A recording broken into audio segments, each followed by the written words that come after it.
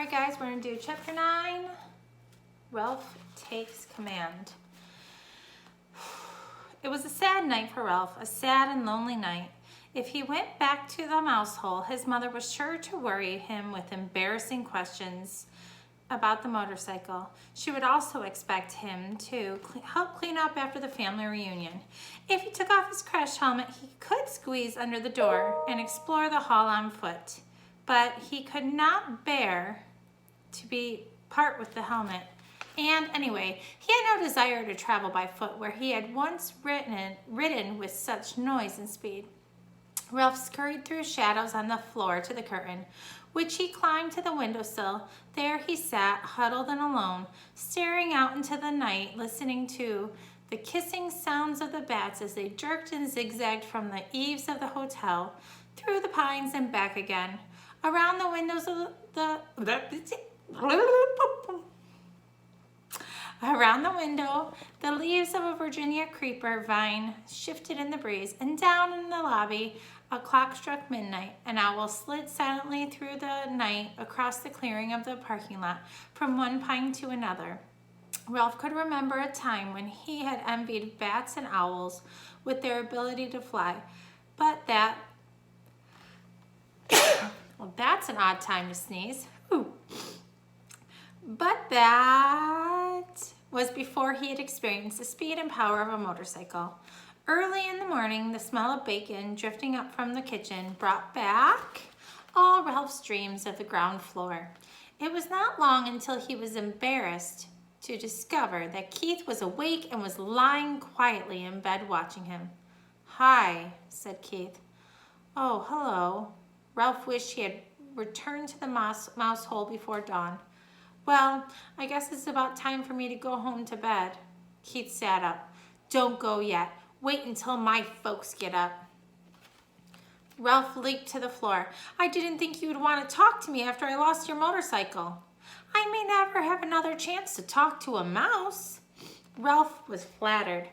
It had never occurred to him that a boy would consider talking to a mouse anything special. "What would you like for breakfast?" asked Keith. You mean we still get room service after what I did?" "Sure." Keith pulled his knees up under his chin and wrapped his arms around his legs. "You mean you aren't mad at me anymore?" asked Ralph. "I guess you might say I'm mad, but not real mad," Keith decided. "I've been lying here thinking. It wouldn't be right for me to be real mad because I get into messes myself. My dad and mom tell me I don't stop to use my head." Ralph nodded. "I guess that's my trouble too. I don't stop to use my head." "They say I'm in too much of a hurry," said Keith. "They say I don't want to take time to learn to do things properly." Ralph nodded again. He understood. If he had waited until he had learned to ride the motorcycle, he would have never have ridden off the bedside table into the wastebasket. "I'll never forget the first time I rode a bicycle with handbrakes," reminisced Keith. "I took right off down a hill. I had always ridden bicycles with foot brakes, and when I was going too fast, I tried to put on the foot brakes, only there weren't any." "What happened?" Ralph asked, fascinated. "By the time I remembered to use the handbrakes, I hit a tree and took an awful spill." Somehow, this story made Ralph feel better. He was not the only one who got into trouble. "The hard part is," continued Keith, "I am in a hurry. I don't want to do kid things. I want to do big things, real things. I want to grow up." "You look pretty grown up to me," said Ralph.